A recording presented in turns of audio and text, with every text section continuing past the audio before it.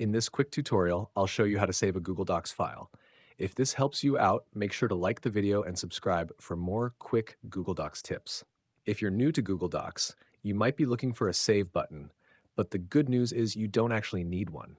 Google Docs automatically saves your work as you type. Whenever you make changes to a document, look at the top left corner and you'll see a small message that says saving and then all changes saved in Drive.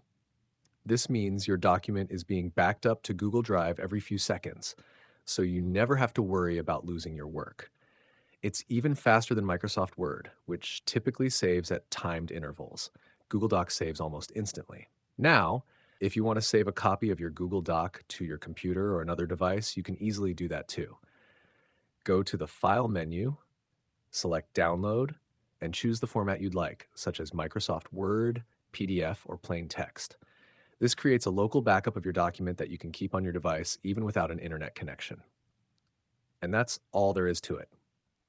Google Docs saves your work automatically, but you can also download a copy anytime you need. If this tutorial helped you, don't forget to like the video and subscribe for more quick Google Docs guides.